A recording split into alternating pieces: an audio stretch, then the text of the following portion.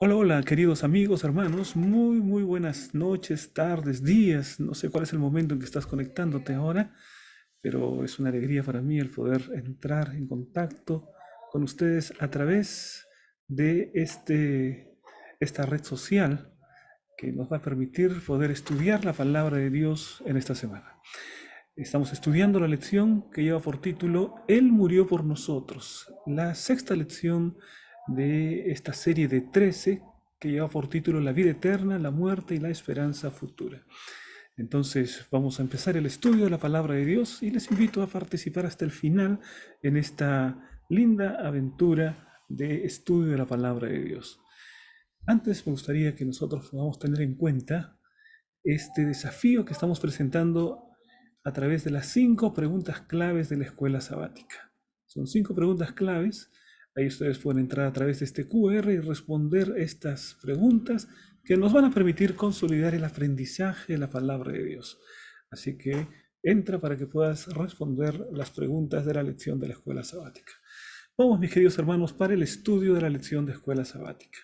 En esta semana hemos estudiado una importante lección que trata acerca del plan de la salvación y cómo nuestro Señor Jesucristo entregó su vida por cada uno de nosotros. Vamos entonces a ir por el motiva. En el motiva, nosotros vamos a responder una pregunta como esta. ¿Qué estarías dispuesto a hacer por amor? Yo te pregunto, mi querido hermano, ¿qué estarías dispuesto a hacer por amor? Hay algunas personas que podrían responder, bueno, por amor yo estaría dispuesto a bajarte la luna, el sol y las estrellas. Yo estaría dispuesto a ir hacia el otro rincón del mundo. Y hay muchas personas que ofrecen una y otra cosa cuando se trata de hacer cosas por amor. ¿Qué estarías dispuesto a hacer por amor? Si nosotros examinamos en la propia historia, encontramos que han habido actos de amor notables, que han habido historias de amor que se recuerdan hasta este tiempo, incluso en la Biblia, ¿no? Cuando se habla, por ejemplo, de la historia de amor entre Ruth y Boaz, una preciosa historia de amor, cuando se habla acerca de Salomón y la tsunamita, y el sabio Salomón escribe el Cantar de los Cantares, hablando acerca del amor que sentía por esa mujer, y en fin, historias de amor. También vamos a ver cómo en el año 1940 hubo un hombre, un chino, llamado Lui Guojian, que tenía tan solo 19 años cuando se enamoró de una viuda de más edad. Bueno, un amor que rompía la barrera de la edad. Pero ellos estaban deseosos de poder vivir una experiencia al margen de la ciudad, lejos, en un lugar apartado. Entonces fueron y se asentaron en una cueva, pero él construyó escaleras, casi más de 1000, esa escalera tenía casi más de 1000 gradas que él hizo con su propia mano para que su esposa pudiese subir y bajar por esas escaleras. Entonces, por amor, estuvo dispuesto a construir con su propia mano, un hecho bastante notable. Si nosotros revisamos otro aspecto de la historia, hubo un hombre que construyó algo que es considerado ahora una de las 7 maravillas del mundo moderno, el Taj Mahal, un palacio suntuoso, un mausoleo, es decir, fue construido en honor de una mujer, Mumtaz Mahal, quien murió cuando estaba dando a luz a su 14º hijo. Quien construyó el Taj Mahal fue un hombre, un emperador musulmán llamado Shah Jahan. Este hombre construyó entonces lo que ahora el mundo conoce como el Taj Mahal, una de las grandes maravillas del mundo moderno. Veamos también cómo en la historia hubo un escritor estadounidense muy famoso llamado Mark Twain, que se enamoró de su futura esposa Libby a primera vista. Él se declaró y al comienzo, bueno, aquella mujer lo rechazó. Y entonces él en ese momento le dijo, mira, si me estás rechazando ahora, yo voy a escribirte una carta diaria hasta que tú me aceptes. Si todo el tiempo que no me aceptes, yo estaré escribiéndote una carta. Y entonces él escribió durante 2 años, día tras día, una carta para Libby hasta que ella finalmente lo acepta y llegan a casarse. esta es otra historia de amor interesante. Una carta de amor diaria de un escritor. Y entonces ella, al leer la carta, empezaba a sentir en su corazón el gran amor que este escritor tenía para él. Finalmente se casaron y tuvieron un lindo matrimonio. Una historia de amor. Veamos también otra persona que estuvo dispuesto a hacer algo impresionante por amor, ¿no? Se trata, en este caso, de un rey de Inglaterra. Este rey de Inglaterra se había enamorado de una mujer llamada Wallis Simpson y este rey llamado Eduardo VIII de Inglaterra renunció en 1936 al trono para poder casarse con Wallis Simpson, porque debido a su condición de rey no se le permitía casar con esta mujer, que era estadounidense, ¿no? Y entonces él se casa, renuncia al trono de Inglaterra para poder casarse con Wallis Simpson. Entonces su hermano asciende al poder y el hermano es el padre de la reina Isabel que murió hace poco, ¿no? La historia cambió por completo, pero él renunció porque no podía imaginar la vida sin casarse con esta mujer. ¿Qué podrías hacer por amor? Queridos hermanos, cuántas cosas el ser humano puede hacer por amor. Y sin embargo, nada de lo que el ser humano puede hacer o puede compararse con aquello que Dios hizo por amor. Por amor, Él entregó su vida. Nuestro Señor Jesucristo entregó su vida en la cruz del Calvario. Y que a través de este acto, Él no solamente habló de amor, Dios no solamente nos escribe una carta preciosa que es su palabra, que es una carta de amor, sino además también Él manifestó de manera práctica, pasó de las palabras a los hechos en el momento en que se entregó voluntariamente en la cruz del Calvario para el perdón de nuestros pecados.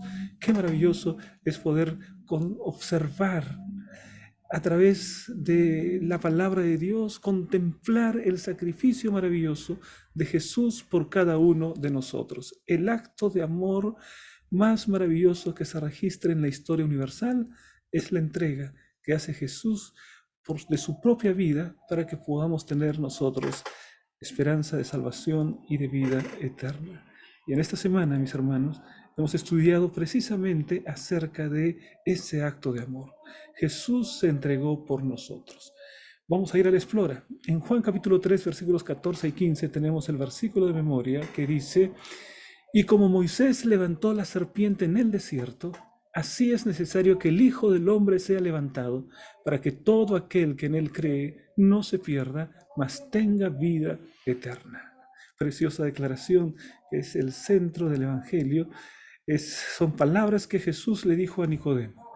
La visión panorámica de esta semana nos presenta la lección de la escuela sabática, en donde se analiza la entrega de Jesús por nosotros desde diferentes puntos de vista. Vamos entonces a ir al estudio, primero hablando acerca desde la fundación del mundo.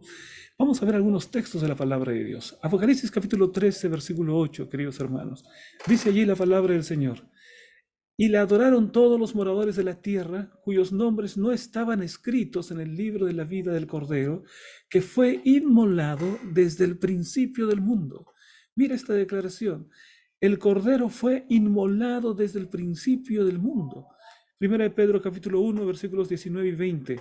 Allí dice lo siguiente: sino con la sangre preciosa de Cristo, como de un cordero sin mancha y sin contaminación, ya destinado desde antes de la fundación del mundo, pero manifestado en los postreros tiempos por amor de vosotros. Así encontramos, mis hermanos, esta declaración en la que se manifiesta que Jesús fue inmolado desde el principio del mundo en Apocalipsis, y de una manera más clara en Primera de Pedro dice, ya destinado desde antes de la fundación del mundo. No es que Jesús estuviese siendo inmolado desde el principio del mundo. Pedro aclara de una manera más rápida para nosotros y nos dice que fue destinado para eso. O sea, fue destinado desde antes de la fundación del mundo, y esto ya nos da una idea acerca del plan de la salvación. El plan de la salvación no fue un plan que se realizó de un modo improvisado, de un modo rápido. No es que lo tomó por sorpresa Dios. No es que Adán y Eva pecaron y entonces Dios dijo, bueno, ¿ahora qué vamos a hacer? Ya Adán y Eva han pecado, ¿de qué manera vamos a poder salvarlos? A ver, ¿alguna idea? ¿Qué se les ocurre a ustedes? No hizo una reunión del concilio celestial de emergencia para ver qué es lo que ha pasado y para poder dar una solución para el problema del pecado. No fue así. Aquí la palabra de Dios nos dice que Jesús estaba destinado desde antes de la fundación del mundo. Es decir, cuando todavía no había entrado el pecado en el mundo, cuando todavía no había creación, ya había un plan, porque a Dios no le tomó por sorpresa, sino que Dios previó la existencia del pecado. No es que Dios ordenó que exista el pecado, Dios previó, es decir, Él hizo una previsión en relación con la existencia del pecado a través de su omnisapiencia. Él podía determinar, podía saber qué es lo que sucedería si él creaba a seres inteligentes, a seres libres, a seres con libre albedrío. Y entonces previó que iba a existir el pecado y él realizó el plan de la salvación como una manera de dar una solución para ese problema, una solución anticipada para ese problema, ¿no? Miren ustedes otras declaraciones de la palabra de Dios. Tito capítulo 1, versículo 2. En Él la esperanza de la vida eterna, en Él, en Jesucristo, la cual Dios, que no miente, prometió desde antes del principio de los siglos. Está diciendo, antes, en el principio de los tiempos, ya el Señor había determinado que habría esperanza de vida eterna a través del plan de la salvación que tenía a Jesucristo como la figura central.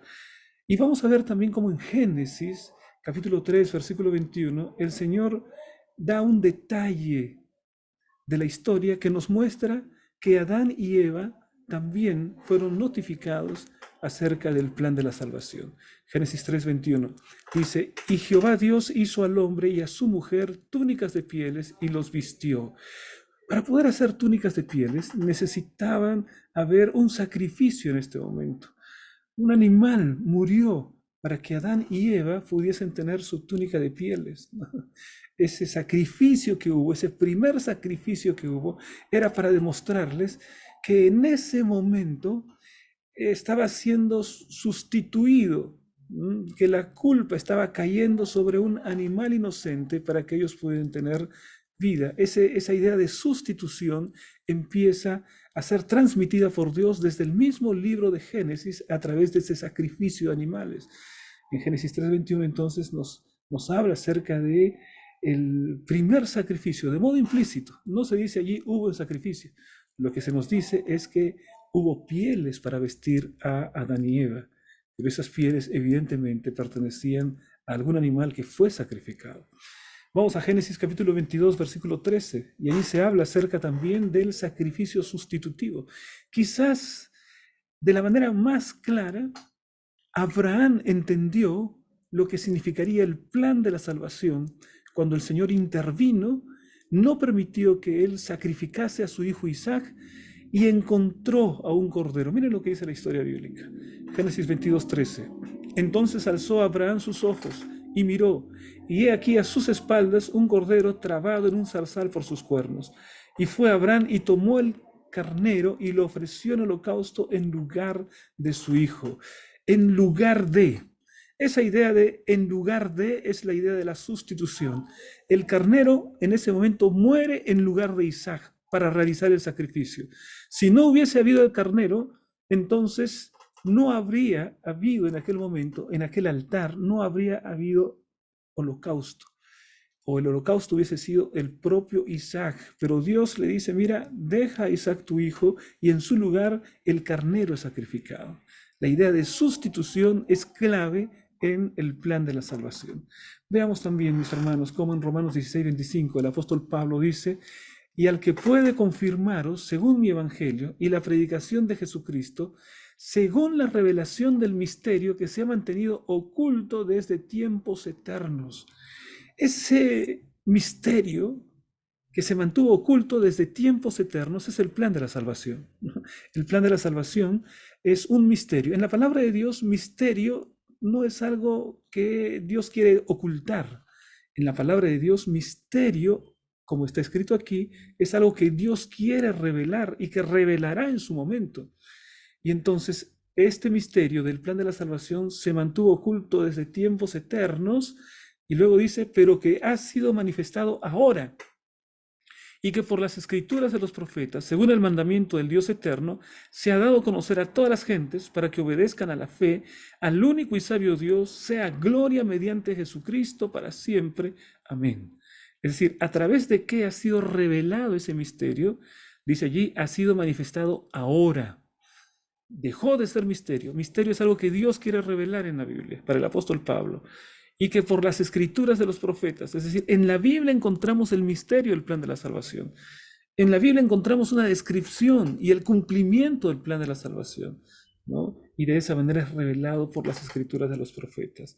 Y se da a conocer a todas las gentes, dice, porque es un misterio, el plan de la salvación que debe ser predicado a todas las gentes para que obedezcan a la fe, para que obedezcan a Dios y para que también sea dada la gloria a Dios a través de Jesucristo. Qué maravillosas las palabras de Pablo. Nos está diciendo que el plan de la salvación fue algo que estuvo oculto, entre comillas, y que Dios reveló a través de los profetas, a través de la Biblia. Tenemos una idea del plan de la salvación.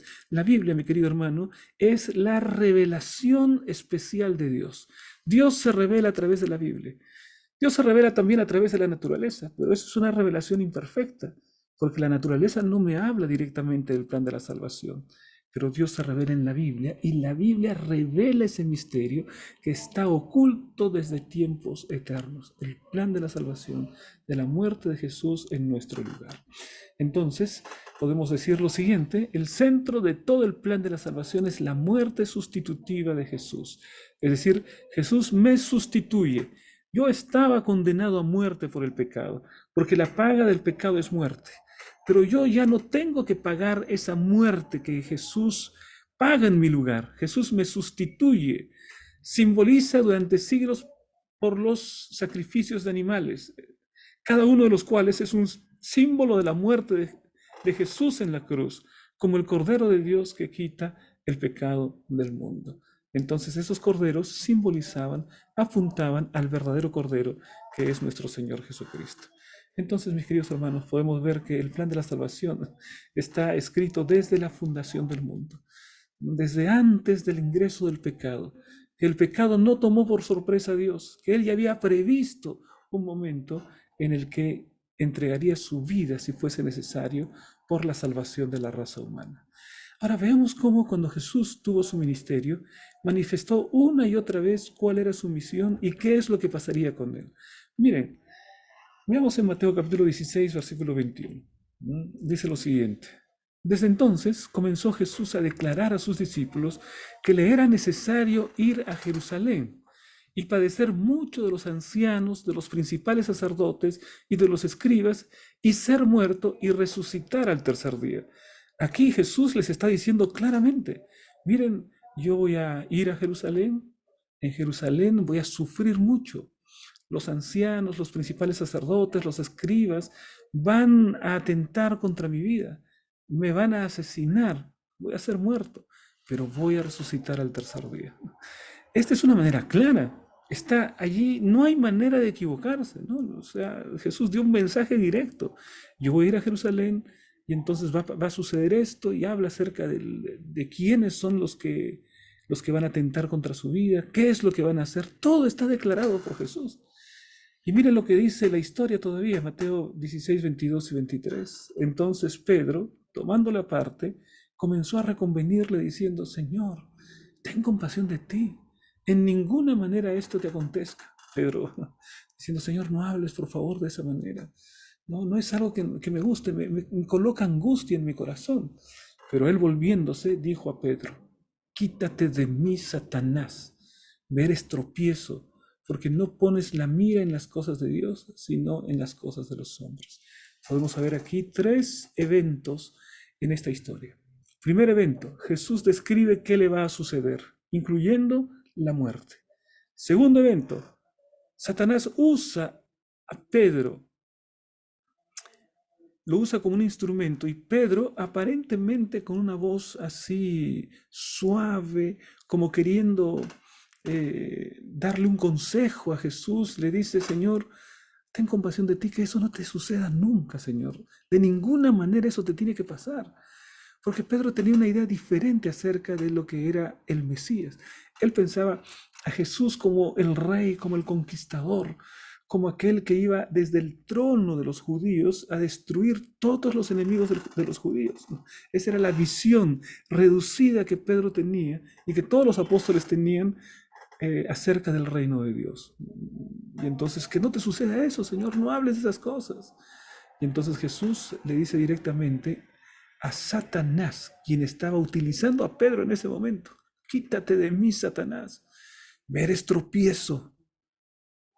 ¿Y cuál es la razón por la que era un tropiezo? Dice, porque tú no pones la mira en las cosas de Dios, porque tú no estás viendo realmente el reino de Dios, simplemente tú estás viendo un reino de hombres. Entonces deja de colocar tu mirada en los intereses meramente humanos, sino coloca tu mirada en las cosas de Dios. De esta manera hay una reprensión de Jesucristo al apóstol Pedro. Pero Jesús contó una y otra vez de manera clara. Por ejemplo, en Mateo 17, ahí dice, estando ellos en Galilea, Jesús les dijo, el Hijo del Hombre será entregado en manos de hombres y lo matarán, mas al tercer día resucitará.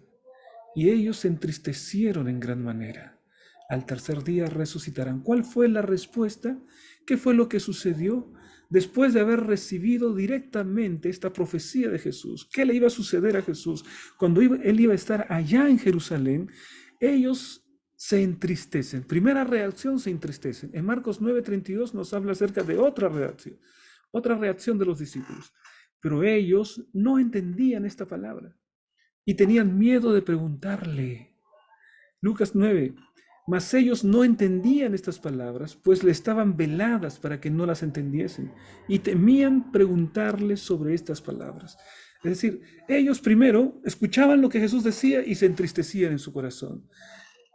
Esa tristeza era por el miedo, por no entender realmente y todavía por el miedo de preguntarle. O sea, no solamente no entendían, sino que tenían miedo de preguntarle al Señor, ¿no? Temían preguntarle, porque de repente ellos decían, si Jesús ratifica estas palabras, entonces yo me voy a sentir muy triste porque yo estoy esperando un reino diferente. Yo estoy esperando un reino militar, político, un Jesús poderoso de esta tierra y entonces yo voy a formar parte de ese gran comando, de este rey impresionante que puede hacer tantos milagros.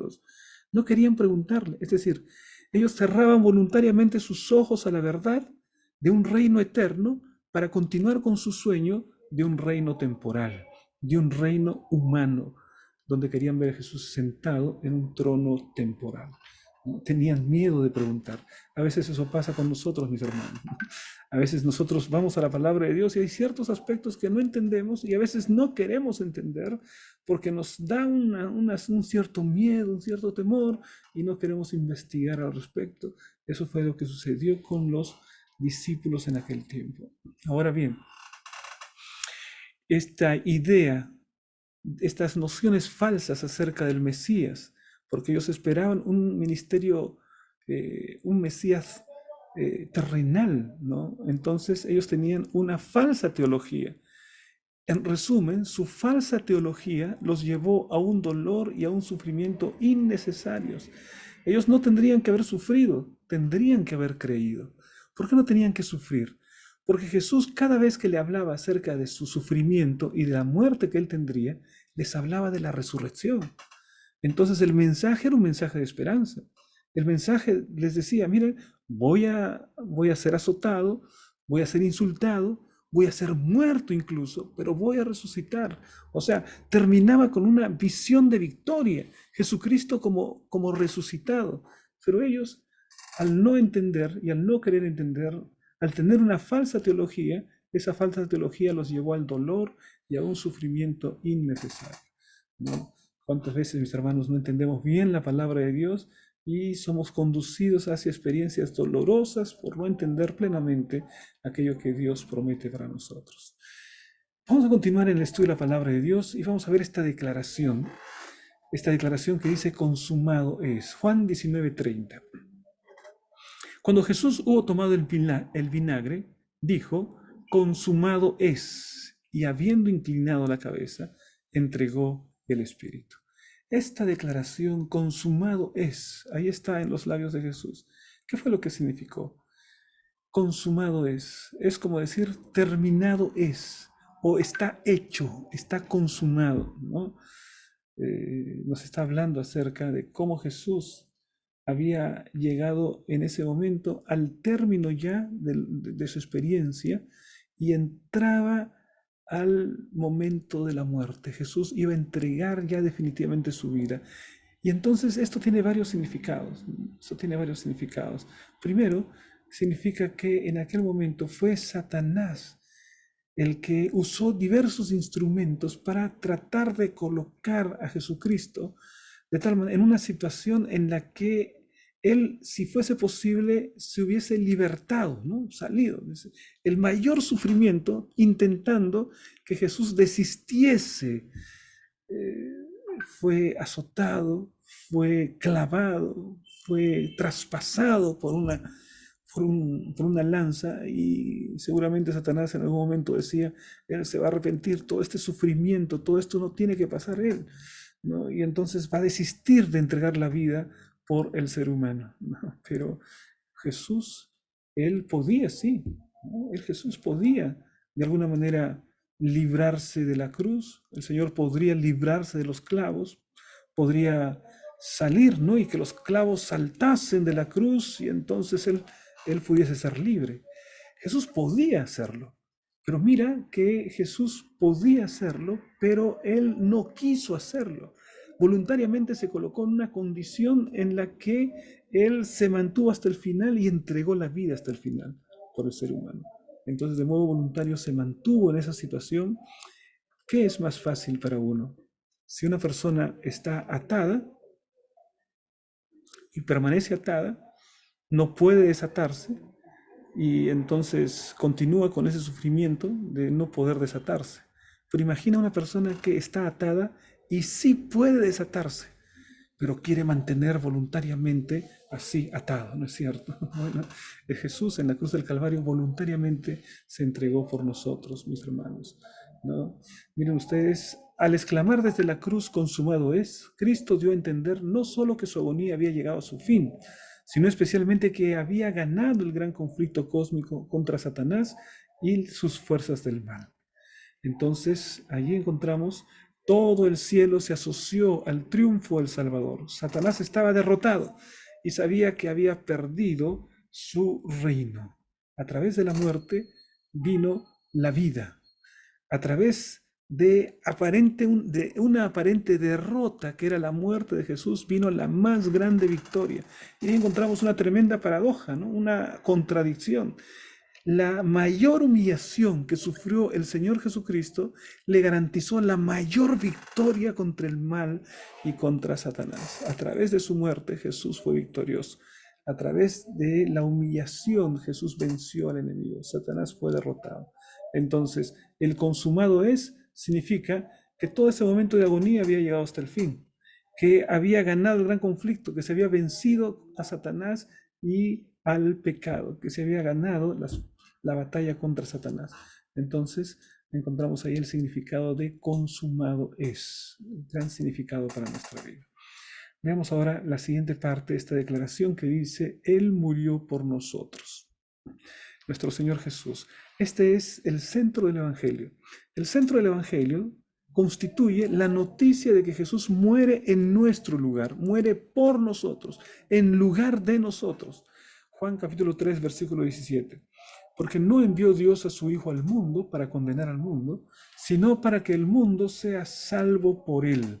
El mundo sea salvo por él. Jesús entrega su vida para la salvación del mundo. Hebreos capítulo 10, versículo 4. Porque la sangre de los toros y de los machos cabríos no puede quitar los pecados. Hasta ese momento, los toros, los machos cabríos, todos los sacrificios habían simbolizado, habían apuntado hacia el verdadero Cordero, el Cordero de Dios que quita el pecado del mundo. Pero si el cordero no hubiese muerto, ninguno hubiese sido perdonado. Porque los machos cabríos, porque los sacrificios, porque los corderos no pueden quitar los pecados. Es decir, es como si fuese una tarjeta de crédito, ¿no? Cada uno de los corderos, el pecador colocaba su mano sobre la cabeza y entonces era perdonado, pero no por ese sacrificio, sino a cuenta de lo que Jesús haría. Es como cuando nosotros pagamos con una tarjeta de crédito. Pagas con una tarjeta de crédito en el mercado y entonces estás debiendo 100 soles. Pagas con una tarjeta de crédito allá en un establecimiento comercial para comprar algo, entonces estás debiendo ahora 300 soles. Estás debiendo y estás debiendo. Pero llega un momento en que tienes que pagar. Llega un momento en que tienes que hacer el depósito total por lo que estás comprando, si no estarías endeudado, una tarjeta de crédito. Pues bien, cada una de estas ovejas era, era una manera como el pecador era perdonado, pero era perdonado a condición de lo que sucediese cuando Cristo viniese. Porque si los corderos eran sacrificados y Cristo no venía para ser sacrificado, ninguno de aquellas personas que habían colocado su mano sobre el cordero y que habían sacrificado ese cordero habría sido perdonado. Porque tendría que venir el verdadero cordero para pagar realmente la culpa del pecado. Entonces, mis hermanos, de esta manera, el Evangelio nos habla acerca de esta realidad de la sustitución. Es central en el cristianismo, en la teología cristiana, la idea de sustitución, la idea de cambio. Cristo muere en mi lugar. Hebreos capítulo 9, versículo 14. Cuanto más la sangre de Cristo, el cual el Espíritu eterno, del cual mediante el Espíritu eterno se ofreció a sí mismo sin mancha ante Dios. Limpiará vuestras conciencias de obras muertas para que sirváis al Dios vivo. Ahí nos habla acerca del sacrificio de Jesús y describe que se trata de un cordero perfecto. Por eso esos corderos, esos sacrificios tenían que ser perfectos, porque representaban la ofrenda perfecta que es nuestro Señor Jesucristo. Y de esa manera, con la muerte de Cristo, entonces nosotros tenemos la esperanza de la salvación y de la vida eterna. Juan 3:16, porque de tal manera amó Dios al mundo, que ha dado su Hijo unigénito para que todo aquel que en él cree no se pierda, mas tenga la vida eterna. Todo aquel que en él cree. Isaías 53:5. Mas él fue herido por nuestras rebeliones, molido por nuestros pecados. El castigo de nuestra paz fue sobre él y por su llaga fuimos nosotros curados. ¿Quién tenía que ser molido? Yo tenía que ser molido. ¿Quién tenía que ser castigado? Yo tenía que ser castigado. ¿Quién es aquel que tenía que recibir la llaga? Yo tenía que recibir las heridas. Pero aquí Isaías 53 dice, el herido fue por mis rebeliones, por nuestras rebeliones, molido por nuestros pecados. Castigo de nuestra paz fue sobre él y por su llaga fuimos curados. Entonces, esta es la idea de Cristo fue tratado como yo merecía. Cristo fue tratado como el pecador merece, aunque él nunca pecó. Y nosotros, por gracia, somos tratados delante del Señor como Cristo mereció, como un no pecador, como alguien justificado por el Señor Jesucristo. La eternidad, mis hermanos, nunca podrá comprender la profundidad del amor revelado en la cruz del Calvario. Fue allí donde el amor infinito de Cristo y el egoísmo ilimitado de Satanás se enfrentaron cara a cara. Mientras Cristo se ofrecía humildemente como rescate por la raza humana, Satanás lo envolvía egoístamente en sufrimiento y agonía. La imaginación de Satanás para hacer sufrir es tremenda. Lo hizo sufrir de diferentes maneras, ya sea en el juicio, ya sea en la cruz, en todo momento tratando de infligir el mayor dolor, ¿no? Tratando de que Jesucristo finalmente no ofrezca su vida. No, Jesucristo de una vez, Él diga, es suficiente. No, no, no, ya no aguanto más. No, no, no, yo me regreso. Al final que el hombre pague por su propia culpa. Yo no tengo que estar haciendo eso. El sufrimiento que trataba de infligir Satanás era para que no resistiese y finalmente se libere a sí mismo de eso, ¿no? Pero Jesús sufrió hasta el final y entonces entregó su vida. Y entregando su vida ya era la victoria. porque Él no se salvó de entregar la vida, ¿no? Él no se salvó a sí mismo de la muerte. Él fue hasta la muerte y esa muerte era la que yo merecía. Y murió mi muerte, mi segunda muerte, ¿no?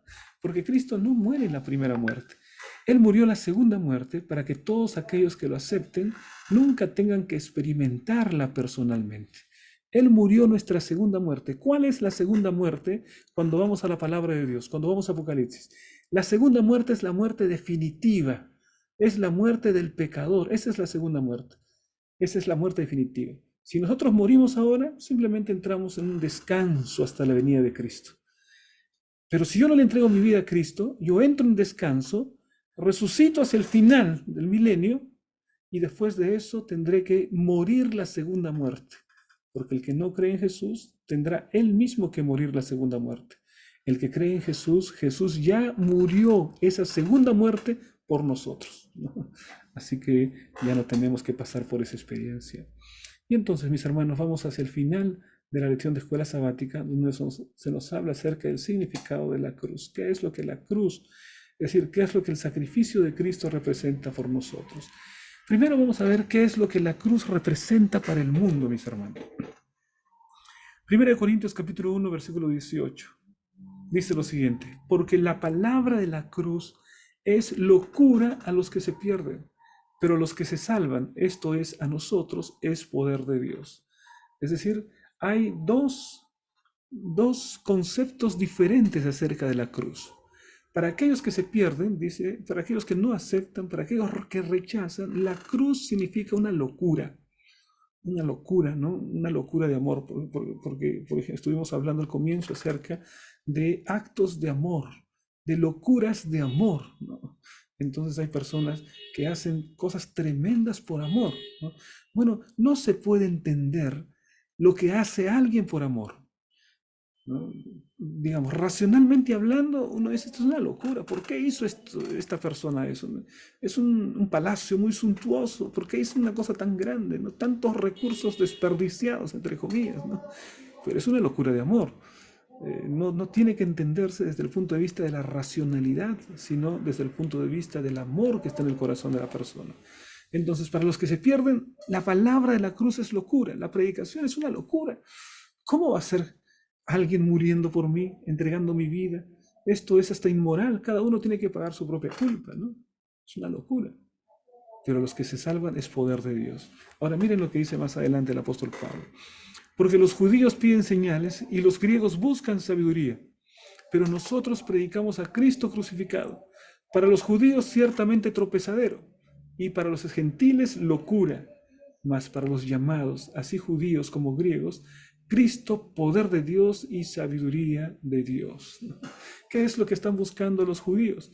Bueno, los judíos piden poder, piden señales, ¿no? Un Dios que produzca señales, que muestre su poder. Ahora, ¿qué es lo que piden los griegos? Los griegos buscan la sabiduría, la filosofía, la racionalidad, ¿no? Y entonces, ¿qué predicamos nosotros? Nosotros predicamos a Cristo. A Cristo, que es para los judíos que piden poder, es un tropezadero. Y para los gentiles que buscan sabiduría, es una locura. No se puede entender la enseñanza de Cristo. No se puede creer, dice allí. Y para nosotros, sin embargo, Cristo es al mismo tiempo poder de Dios que produce milagros y señales y sabiduría de Dios, verdadera sabiduría. Es decir, Cristo para aquel que lo acepta es lo máximo que puede él poder conceptuar acerca del poder de Dios. Lo máximo en el poder y lo máximo en la sabiduría, ese es nuestro Señor Jesucristo. 1 Corintios 1:21 dice, pues ya que en la sabiduría de Dios el mundo no conoció a Dios mediante la sabiduría, agradó a Dios salvar a los creyentes por la locura de la predicación. La locura de la predicación, ¿no? Allí la palabra original en griego no solamente es locura, locura es un poco, digamos, más aceptable esa palabra, ¿no? La palabra locura allí tiene que ver con insensatez extrema, tiene que ver incluso así también con la palabra imbecilidad. Es fuerte la palabra, ¿no? Entonces, lo que aparentemente no tiene mucho sentido, hablar acerca de un Cristo muerto y resucitado, no tiene sentido para muchas personas, pero para el cristiano es la razón de nuestra salvación y la razón de nuestra esperanza, ¿no? Eso es para el cristiano. Entonces, mis hermanos, veamos cuál es el significado de la cruz. Aquí está, hay varios significados, ¿no? Uno de ellos es que es gran poder para poder vencer el pecado. Pero entonces, mis hermanos, vamos ahora sí a la parte final, en el resumen de la lección de esta semana. La lección de esta semana nos ha presentado este marco general y vamos a ir analizando punto por punto para hacer un resumen rápido. ¿Qué es lo que significa en la primera parte? Desde antes de la fundación del mundo. Elena de White tiene esta declaración, que el plan de la salvación es la manifestación de los principios que desde edades eternas había sido el fundamento del trono de Dios. Es decir, manifestación, una revelación especial de los principios de las edades que han sido el fundamento del trono de Dios. La pregunta es, ¿cuáles son esos principios que son el fundamento del trono de Dios? Si nosotros vamos al propio Espíritu de Profecía, en el libro de Mensajes Selectos, ella dice que la ley es el fundamento de su gobierno. Entonces, la ley es el fundamento de su gobierno. La ley de Dios tiene esos principios. Y de esos principios nace también el plan de la salvación. Vamos a ver de qué manera puede ser el nacimiento del plan de la salvación a través de los principios. Si la ley es el fundamento del gobierno de Dios, inmediatamente nosotros tenemos una definición en la Biblia, pensamos en la definición que dice que el pecado es la infracción de la ley. El pecado es la desobediencia a los principios de la ley de Dios, la infracción de la ley. Cuando Adán y Eva pecaron, ellos infringieron la ley. Pero ¿cuál es el resultado natural de la infracción de la ley, del pecado? Si yo peco, ¿cuál es la primera consecuencia? ¿Cuál es la primera consecuencia del pecado? Bueno, la primera consecuencia es que la iniquidad, es decir, el pecado, nos separa de Dios. La primera consecuencia del primer pecado de Adán y Eva fue que ellos quedaron separados de Dios. ¿No? Por eso dice el libro de Isaías, porque vuestras iniquidades han hecho separación entre Dios y vosotros. Es decir, el pecado de Adán y Eva, el primer efecto que tuvo sobre ellos fue separarlos de Dios. Y al separarlos de Dios, ellos se encontraban en una condición de pecado. Esa condición de pecado es la separación de Dios. Y a partir de ese momento, esa condición de estar separados de Dios de modo natural vino a ser parte de la naturaleza humana.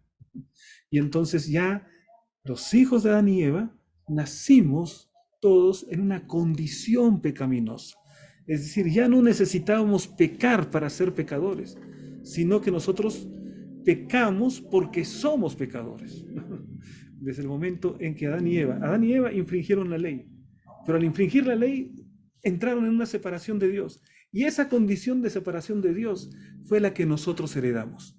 Y para nosotros, ya al estar en condición de separación de Dios, estábamos en condición pecaminosa. La separación de Dios significa la muerte. Esa es la condición. Nacimos para morir también por nuestra tendencia pecaminosa, por la condición que hemos heredado de nuestros primeros padres.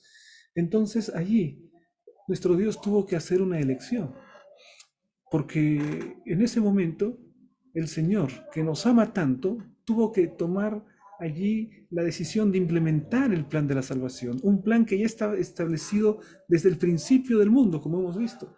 Y en ese plan de la salvación Él tuvo que optar entre el amor y la justicia. Es decir, si el hombre ha pecado, tiene que morir. ¿Qué es lo que dice la justicia? El hombre tiene que morir. Pero ¿qué es lo que dice el amor? El amor dice, yo no quiero que el hombre muera. Y allí viene un momento de tensión, ¿no? El hombre tiene que morir por justicia, porque la paga del pecado es muerte. Pero el amor de Dios dice, pero no, yo no quiero que muera. El hombre dice, Señor, yo no quiero morir. Y entonces allí el Señor, que es infinitamente amoroso e infinitamente justo, a la vez las dos cosas, Él buscó una solución que integrase su amor infinito con su justicia infinita.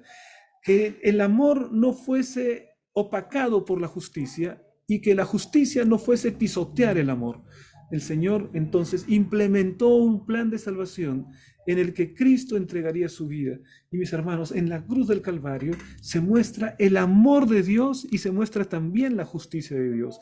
En la cruz del Calvario se muestra la justicia porque allí Cristo muere en mi lugar. Se muestra la justicia porque hay alguien que paga el precio del pecado. Y el precio del pecado es la muerte. El salario del pecado es la muerte. La paga del pecado es la muerte. ¿Quién la paga? Jesús. Y la paga Jesús para que yo no muera. Y allí está la manifestación del amor de Dios.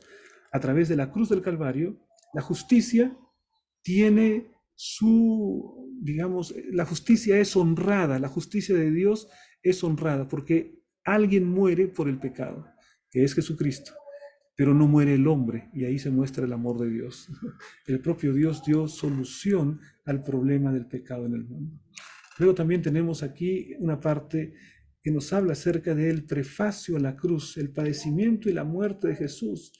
Esa idea, ese mensaje que Dios le dijo a sus discípulos, que Cristo le dijo a sus discípulos en diferentes lugares, ellos tomaron tres actitudes. Ellos se entristecían, ellos no entendían, y ellos no querían preguntar.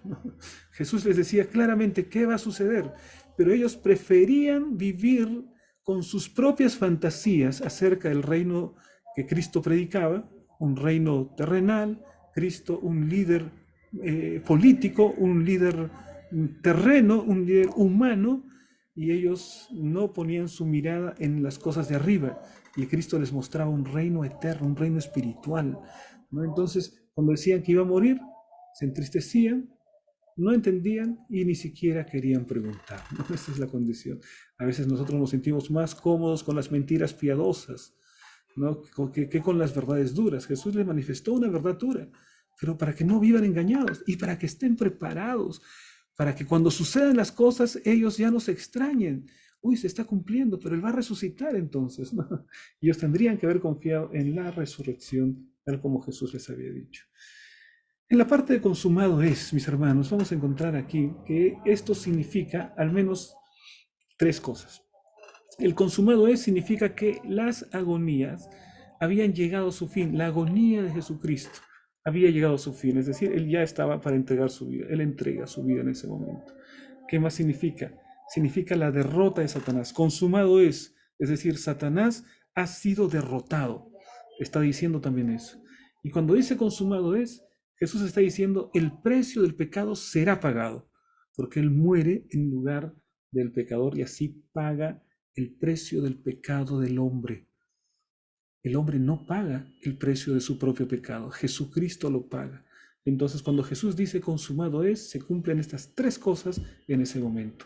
La agonía llega a su fin, Satanás es derrotado y el precio de la culpa del pecado es pagado por nuestro Señor Jesucristo. Qué maravilla, mis hermanos, que Jesús pueda darnos esta oportunidad a nosotros, raza caída y pecadora, para poder tener esperanza de salvación y de vida eterna. También la lección de escuela sabática nos habló acerca de Jesús que murió por nosotros. Ahí se nos dice, la dádiva de Dios es vida eterna en Cristo Jesús. ¿Qué significa esto? Que la vida eterna no se gana por el sacrificio de los animales, se gana por Cristo Jesús, por el sacrificio de Jesús. Ninguno de esos animales que fueron sacrificados a lo largo de la historia, quizás cientos de miles de corderos o de sacrificios de cualquier otro tipo de animal, ninguno de ellos podría haber perdonado un solo pecado si Jesús no moría en la cruz, ¿no? Porque todo eso era a cuenta de que Jesús realmente muriese. Si Jesús no hubiese muerto, ninguna de esas personas podría haber sido liberada del pecado. Pero como Jesús murió, todos aquellos que realizaron ese sacrificio contemplando al Señor Jesucristo, entonces quedaron perdonados y su nombre queda escrito en el libro de la vida. Qué maravilloso el plan. Pero la salvación entonces no es por el sacrificio de los animales, ni es tampoco por merecimiento humano. Jesús no me acepta porque yo soy bueno, me acepta a pesar que no sea bueno, porque la salvación que Él me ofrece no es por lo que yo hago, la salvación que Él me da es por lo que Él hizo por mí. Él muere en mi lugar. Finalmente, mis hermanos, aquí encontramos que Jesús no fue forzado para poder entregar su vida. Jesús no fue un delincuente que estaba pagando la culpa de su propio pecado, no, sino que él voluntariamente dice, yo voy a morir en lugar de mis hijos. Los amo tanto porque no quiero que ellos mueran eternamente. Moriré la muerte de ellos. Pagaré el precio de la culpa de sus pecados para que ellos puedan tener salvación y vida eterna. Él voluntariamente se entregó, mi hermano. Él en cualquier momento, desde el Getsemaní hasta el último minuto en la cruz, él pudo haberse libertado de eso. Y él pudo haberse dicho, ah, basta, suficiente, ya no más, no tengo que estar pasando por esto. Él pudo haberse librado, pero en tal caso hubiésemos muerto eternamente. Pero Jesús cuando dice consumado es, Él está diciendo finalmente se ha logrado. Finalmente la victoria es irreversible. Entrego mi vida y gano la victoria, ¿no? Eso hizo nuestro Señor Jesucristo. Finalmente, mis hermanos, acerca de la cruz tenemos algunos aspectos que debemos recordar. Al menos la lección remarca 5 aspectos. Primero, el tema de la cruz nos lleva a entender que es una revelación de la justicia de Dios, porque la justicia significa que tenemos que darle a cada uno lo que merece, es la justicia, ¿no? A cada uno lo que le corresponde. Y al pecador lo que le corresponde es la muerte. Entonces, pero Jesús muere y muere en mi lugar.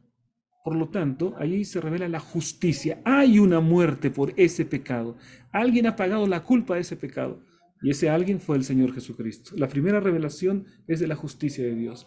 Pero también hay una revelación del amor de Dios. Porque el ser humano ha pecado y el ser humano debe morir. Pero Dios lo ama tanto que no quiere que muera. Y en su lugar muere el Señor Jesucristo y el hombre es salvo y ahora el hombre tiene oportunidad de salvación y vida eterna. La cruz es una revelación del amor de Dios. La cruz es una revelación del poder para vencer el pecado. A través de la cruz, contemplando al Señor Jesucristo, ahora yo puedo ser victorioso porque Jesús me rescata del pecado completamente y me coloca en una vida diferente. Y si yo camino de la mano de Jesús, puedo ser victorioso frente a las tentaciones y el ataque del enemigo, tomándome del Señor Jesucristo. Si camino solo, soy derrotado por el pecado, pero camino con Cristo, camino victorioso. Y porque de la cruz viene el poder también para vencer el pecado. Contemplo la cruz, veo lo terrible que es el pecado, que llevó a la muerte al Señor Jesucristo, y ya no quiero saber más nada con el pecado. La muerte también, la cruz me da poder también para vencer el pecado. Otro significado de la cruz. La cruz significa esperanza de vida eterna, mis hermanos, ¿no? Para que todo aquel que en él cree no se pierda, mas tenga vida eterna. Está allí nuestra esperanza, esperanza de vida eterna en la cruz del Calvario. Y finalmente, mis hermanos, la cruz también representa un antídoto contra la rebelión. Es decir, que la cruz del Calvario significó también una vacuna contra todo el universo, ¿no? Que Jesús muere en la cruz por razón del pecado y entonces de esa manera se transforma en un antídoto para que nunca más a lo largo de la historia surja otra vez la historia de pecado. Porque a partir de ese momento todos van a decir, no quiero morir, no quiero ver morir al Señor Jesucristo otra vez. Yo soy libre ahora para elegir y elijo la obediencia. No habrá nunca más el resurgimiento del pecado por lo que sucedió en la cruz del Calvario. Todos esos aspectos están relacionados con la cruz.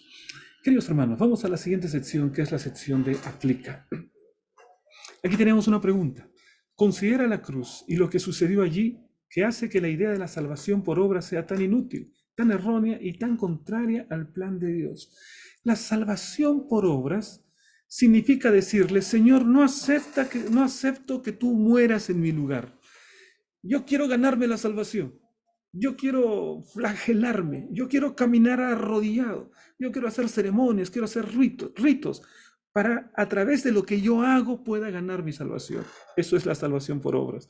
Pero Jesús dice, tú eres salvo no por lo que tú haces, hijo. Tú eres salvo por lo que yo hice en la cruz del Calvario. Entonces solo confía en mí. Solo descansa en mis brazos. Solo camina conmigo y entonces tendrás la salvación. La idea de la salvación por obras es que yo me salvo a mí mismo. Y si yo me salvo a mí mismo, entonces ¿para qué necesitó morir nuestro Señor Jesucristo? Es totalmente contraria al Evangelio. Somos salvos no por lo que nosotros hacemos, somos salvos por lo que Cristo hizo en la cruz del Calvario. Entonces no hay lugar allí para la salvación por mis obras, por mis méritos. No hay lugar para la soberbia humana. Hay lugar simplemente para la humillación del ser humano delante del Señor Jesucristo, que es el autor y el consumador de nuestra fe. Ahora, mis hermanos, vamos a ir a la parte final, donde tenemos el CREA, y en el CREA tenemos siempre las preguntas de la lección de escuela sabática, las preguntas del Kahoot, las 5 preguntas claves. Les animo, mis hermanos, a entrar, a responder estas preguntas y también poder de esa manera comprender mucho mejor la lección de la escuela sabática de esta semana. Entonces ahí está, te animo para que puedas participar en las respuestas a las preguntas claves. De esta manera, mis hermanos, estamos llegando al final de la lección de esta semana. Les animo para que continuemos estudiando la palabra de Dios y la próxima semana nos encontraremos para aprender un poco más acerca de nuestro maravilloso Señor Jesucristo. Un gran abrazo y que Dios te bendiga.